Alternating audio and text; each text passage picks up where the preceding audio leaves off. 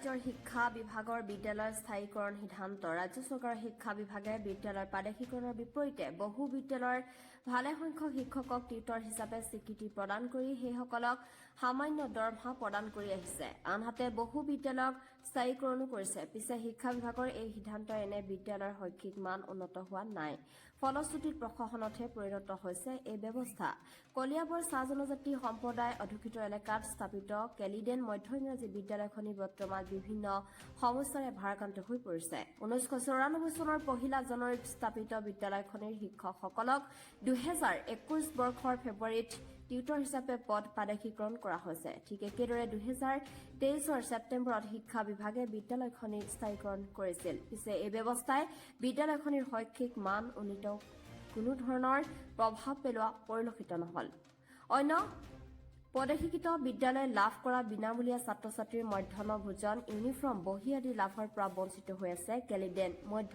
ইংৰাজী বিদ্যালয়ৰ ছাত্ৰ ছাত্ৰীয়ে আনহাতে সৰ্বশিক্ষা মিছন আৰু আন্তঃগাঁথনি উন্নয়নৰ অনুদানো লাভ নকৰে বিদ্যালয়খনে ফলশ্ৰুতিত অপদশীকৃত অন্য বিদ্যালয়ৰ দৰে কেলধুপ কৰি চলি আছে বিদ্যালয়খন এয়া অৱশ্যে এক উদাহৰণহে অসমৰ বহু বিদ্যালয় চলি আছে এনেদৰে যিটো সময়ত ৰাজ্য চৰকাৰে চাহ বাগিচা এলেকাত শিক্ষাৰ প্ৰচাৰৰ বাবে আঁচনি গ্ৰহণ কৰিছে তেনে সময়ত চাহ জনজাতি অধ্যুষিত এলেকাত অৱস্থিত কেলিডেন মধ্য ইংৰাজী বিদ্যালয়খনিৰ দুৰৱস্থাই সচেতন মহলক চিন্তিত কৰি তুলিছে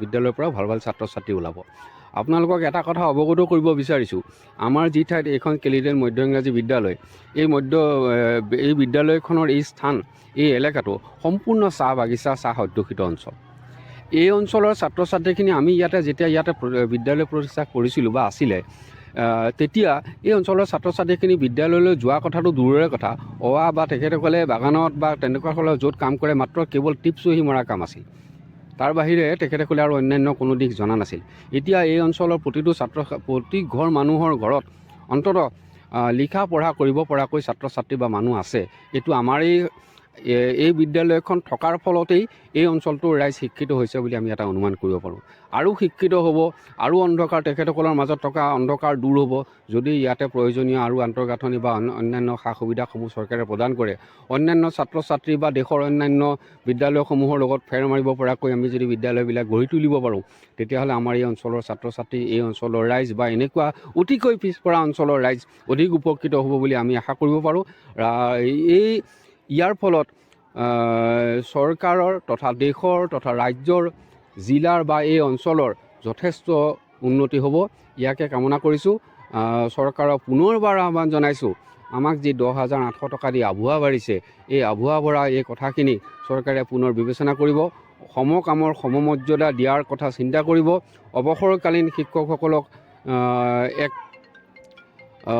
নতুন আঁচনিৰ দ্বাৰা অৱসৰকালীন শিক্ষকসকলক পেঞ্চন বা অন্যান্য জাতীয় ব্যৱস্থা কৰি দিব লগতে যিসকল শিক্ষক ইতিমধ্যে আত্মহত্যা কৰিছে বা মৃত্যু হৈছে তেখেতসকলকো চৰকাৰে এককালীন সাহায্য প্ৰদান কৰি এই আমাৰ নিচিনা দুৰ্ভগীয়া দুখীয়া নিচলা এই ৰাইজৰ সেৱা কৰা 35-30 বছৰ ৰাইজৰ সেৱা কৰা এই মানুহখিনি মানৱীয় দৃষ্টিভংগীৰে চাই ৰাইজক আমাক উপকৃত কৰিব বুলি আশা কৰিলোঁ পুনৰবাৰ অসম চৰকাৰক আহ্বান জনাইছোঁ তেখেতসকলে যাতে এই দিশটো পুনৰবাৰ চাই আমাক উপকৃত কৰে সমাজক উপকৃত কৰে দেশক উপকৃত কৰে ধন্যবাদ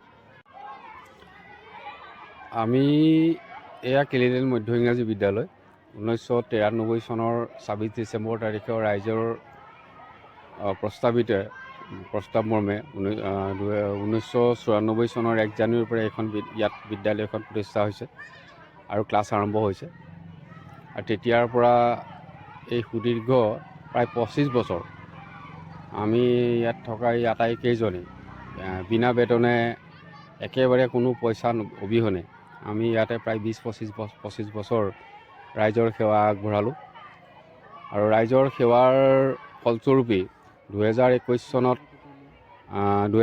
চনত চৰকাৰে আমাৰ পদসমূহ প্ৰাদেশিকৰণ কৰিলে যদিও আমাক পদসমূহ প্ৰাদেশিকৰণ কৰোঁতে শিক্ষকৰ সলনি টিউটৰৰ মৰ্যাদাৰে পদসমূহ প্ৰাদেশিকৰণ কৰিলে য'ত 10,800 টকা মাহেকত আমাৰ যিটো মজুৰি যিটো আজিৰ তাৰিখত আচলতে অতি হাঁহি উঠা কথা কাৰণ 10,800 টকাৰে এজন মানুহ চলাটো অতি দুৰূহ কথা।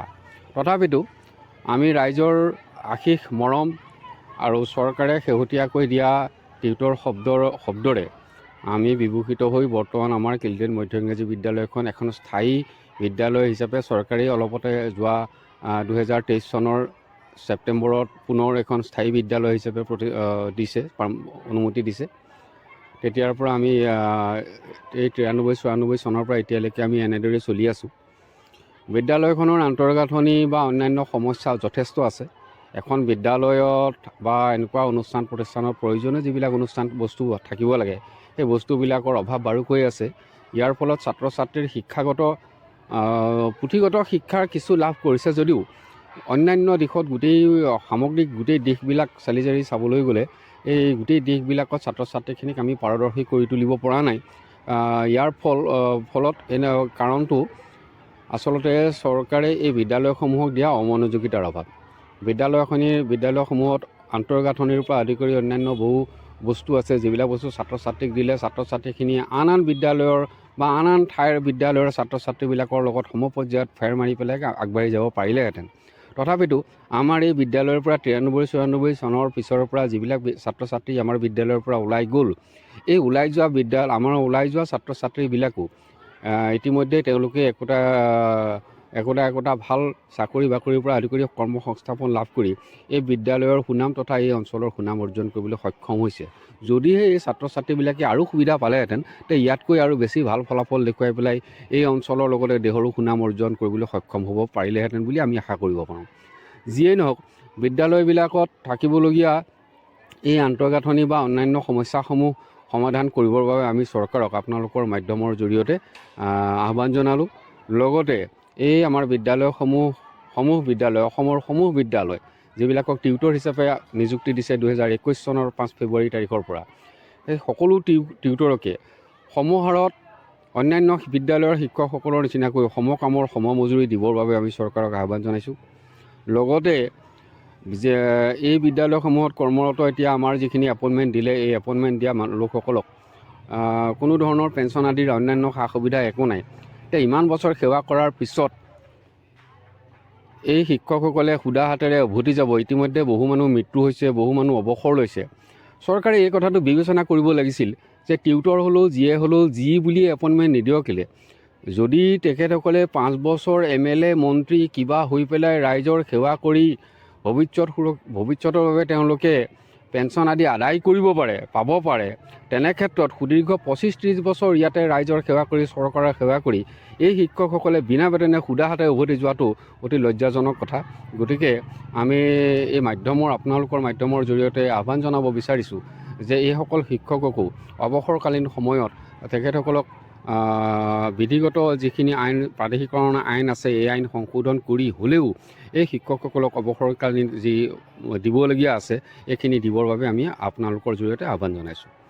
লগতে এষাৰ কথা মনলৈ আহিছে, নেলছন মেণ্ডেলাই এটা কথা কৈছিল যে এখন দেশ ধ্বংস কৰিবৰ কাৰণে মিছাইল বা অন্যান্য তেনেকুৱা জাতীয় ধ্বংস কৰিব পৰা শক্তিৰ প্ৰয়োজন নাই।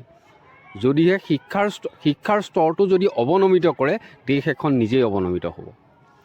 আজিৰ তাৰিখত আমি চৰকাৰৰ এই কৰ্মকাণ্ডখিনি চালে দেখিবলৈ এটা কথা উপলব্ধি কৰিছোঁ যে চৰকাৰে ইচ্ছাকৃতভাৱে এই বিদ্যালয়সমূহ বা অসমীয়া মাধ্যমৰ বিদ্যালয়সমূহ ধ্বংসৰ গৰাহলৈ ঠেলি দিয়াৰ এক প্ৰয়াস কৰিছে। প্ৰয়াস কৰাৰ মূল কাৰণটো হৈছে কি, বিদ্যালয়সমূহত প্ৰয়োজনীয় আন্তঃগাঁথনি, প্ৰয়োজনীয় বস্তু, প্ৰয়োজনীয় শিক্ষা ব্যৱস্থা, প্ৰয়োজনীয় শিক্ষক ইত্যাদি নিদিয়াৰ ফলত এই বিদ্যালয়বিলাকলৈ ছাত্ৰ ছাত্ৰীৰ সংখ্যা কমিছে। ফলত চৰকাৰে ক'ব বিচাৰে যে চোৱা, সেইখন বিদ্যালয়ত ছাত্ৰ ছাত্ৰীয়ে নাই, তাত আমি স্কুল পাতি শিক্ষক পাতি পেলাই কি কৰিম।